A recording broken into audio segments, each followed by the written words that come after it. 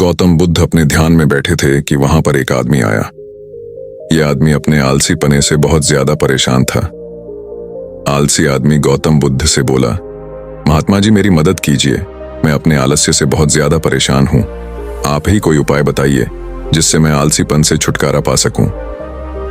गौतम बुद्ध ने उस व्यक्ति से कहा, पहले मुझे यह बताओ कि तुम्हें क्यों लगता है कि तुम आलसी हो। आलसी आदमी बोला, सिर्फ मुझे नहीं, मेरे परिवार वालों को और मेरे आसपास के सभी लोगों को ऐसा लगता है कि मैं आलसी हूं। गौतम बुद्ध ने फिर उससे पूछा, क्या तुम जानते हो आलस्य होता क्या है? आलसी व्यक्ति बोला, नहीं मैं नहीं जानता, किंतु मैं इतना जरूर जानता हूं कि आलस्य बहुत बुरी चीज है। इसकी वजह से मुझे बहुत नुकसान हुआ है जीवन में। गौतम बुद्ध बोले, जिस परेशानी से तुम छुटकारा पाना चाहते हो, पहले उसके बारे में पूरी जानकारी ले लोगे तो उससे छुटकारा पाना आसान हो जाएगा। आलसी व्यक्ति बोला, भगवान इतनी बुद्धि तो मुझ में नहीं है, आप ही मुझे इस समस्या के बारे में जानकारी दीजिए। गौतम बुद्ध बोले, आलस्य एक मानसिक अवस्था है, एक विचार है जिसे जाने अनजाने में हम खुद ही जन्म देते हैं। आलस्य दो मूलभूत कारणों की वजह से ही जन्म लेता है, एक है शारीरिक और दूसरा मानसिक। शारीरिक कारणों में पहला कारण है गलत तरह का भोजन। हम सभी जानते हैं कि हमारे शरीर को भोजन से ऊर्जा मिलती है, और यह ऊर्जा सजीव चीजों से मिले तो अच्छी, यानी कि प्राकृतिक रूप से जो हमें भोजन की वस्तुएं प्राप्त होती हैं, उनसे अगर यह ऊर्जा मिले तो हमारा शरीर इससे अच्छी ऊर्जा प्राप्त करता है। इससे उलट यदि हम निर्जीव वस्तुओं से ऊर्जा प्राप्त करते हैं तो यह हमें आलस्य की ओर लेकर जाती है। दूसरा कारण, हमारी शारीरिक गतिविधियां भी हमें आलस्य के चंगुल में फंसा सकती है।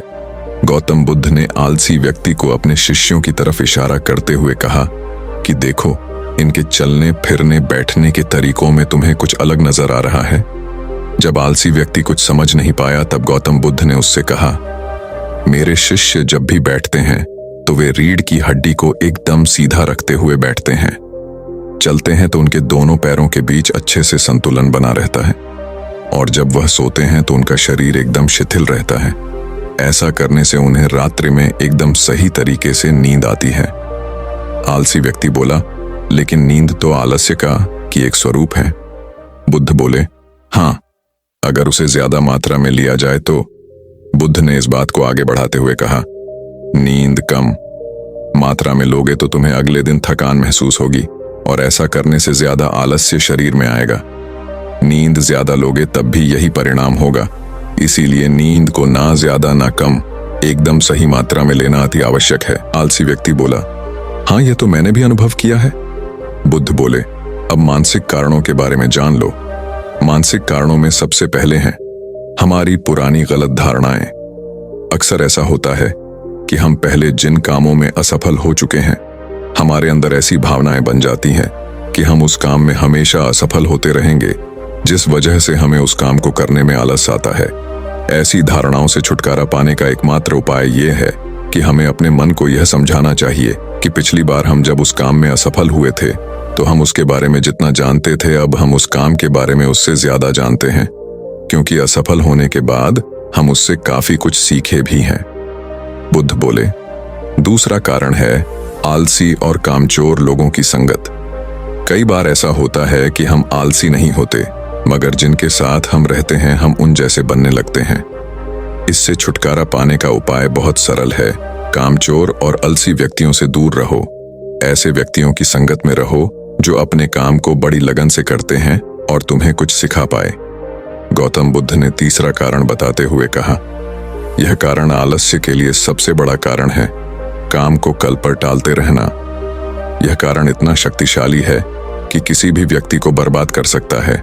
इससे बचने का सबसे आसान उपाय यह है कि जो काम जितनी जल्दी संभव हो उतनी जल्दी कर दिया जाए। गौतम बुद्ध ने आलसी व्यक्ति से एक सवाल पूछा, मान लो तुम किसी रेगिस्तान में फंस गए हो और तुम्हें प्यास लगी है तो तुम क्या करोगे? आलसी व्यक्ति बोला, मैं जल्दी ही रेगिस्तान के आसपास कोई गांव की तलाश करूंगा या ऐसी जगह की तलाश करूंगा जहां पर मुझे पानी मिल सके। गौतम बुद्ध बोले, अगर तुम्हें काफी देर ढूंढने पर भी पानी ना मिले तब तुम क्या करोगे?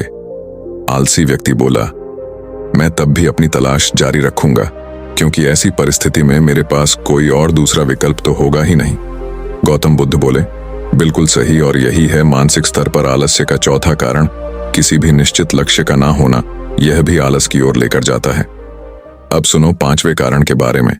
गौतम बुद्ध बोले, सोचो कि तुम्हारे पास काफी सारे सोने के आभूषण हैं जो तुम्हें एक जगह से दूसरी जगह लेकर जाना है।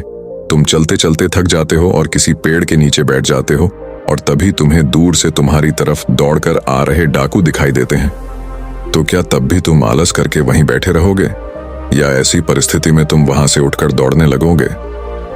आलसी व्यक्ति बोला, जी, मुझे वहां से दौड़ना ही पड़ेगा, नहीं तो मेरी जान और सोने के आभूषण दोनों खतरे में पड़ जाएंगे। बुद्ध बोले, यानी कि तुम्हारे पास एक ठोस वजह होगी दौड़ने के लिए। यही है आलस्य का 5वां कारण, किसी भी काम के लिए ठोस वजह का ना होना। आलसी व्यक्ति महात्मा बुद्ध की बातों से संतुष्ट हुआ।